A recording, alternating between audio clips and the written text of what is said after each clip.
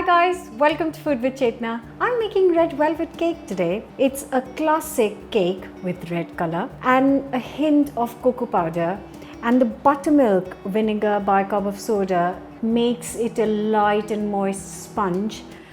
So I'm going to start with 250 grams of unsalted softened butter and 250 grams of caster sugar. Now I'm just going to whisk this for a couple of minutes to make it nice and creamy and light. So it's nice, pale and creamy now, and I'm going to add 4 large eggs to this, one at a time. So the eggs are mixed in this, and I have got 230 grams of self-raising flour, and to this I'm going to add 2 tablespoons of cocoa powder, half a teaspoon of salt. Just mix it roughly, and then I'm going to sieve this mix into the egg mixture. Now I'm going to mix this again for like half a minute, not too much.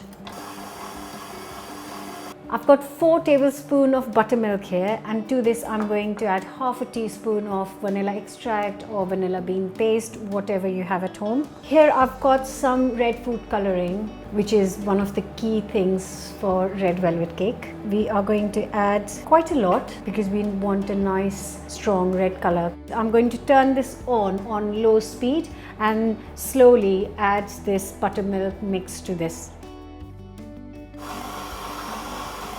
So that is done. Now I have got 1.5 teaspoon of cider vinegar, and I have got 3/4 teaspoon of bicarb of soda. I'm just going to quickly put it in this. That just froths up quickly, and this goes straight in the cake mix. And we will give it a whisk. So I have got 4 8-inch round cake tins, and I've lined them and they are ready for the cake mix to go in.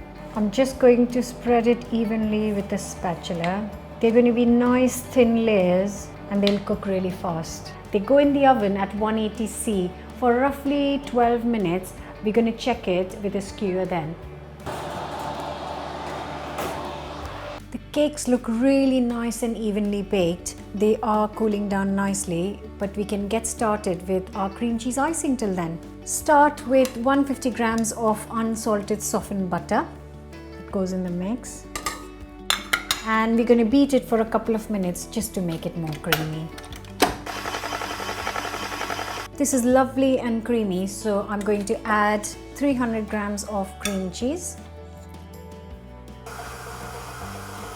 Now we'll keep it going on low speed, and I have got 850 grams of icing sugar, which I'm going to add bit by bit and keep this going.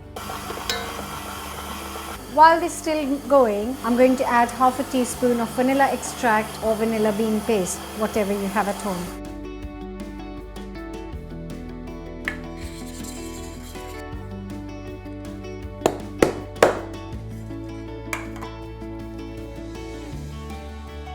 That is a beautiful red color. I'm going to start one layer at a time and just put a little bit of icing. Now there are 2 ways of decorating it. You can just layer it all up and finish it off without covering it on the sides, or you could cover the whole cake. So today I'm going to cover the whole cake because it just looks a bit more festive. Just spread it as evenly as you can. Woohoo! Goes on the second layer.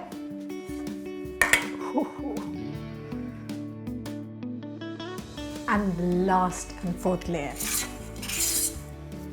I would be happy to leave the cake like this and not cover it on the sides sometimes. Just with a tiny bit of icing, I'm going to seal the sides so that all the crumbs are sealed. Once you have crumb coated it, leave it in the fridge for 15-20 minutes up to half an hour. It's slightly set now, you can see, which will make it easier to put the next layer on.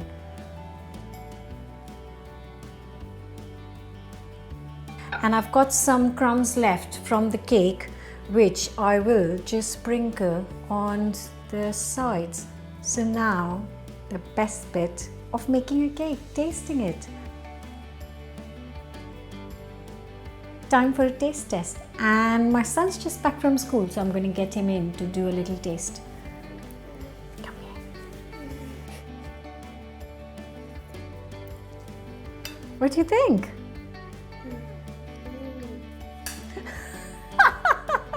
I think that went down well. So please do give this a go. Don't forget to subscribe and see you next week for a new recipe. Bye.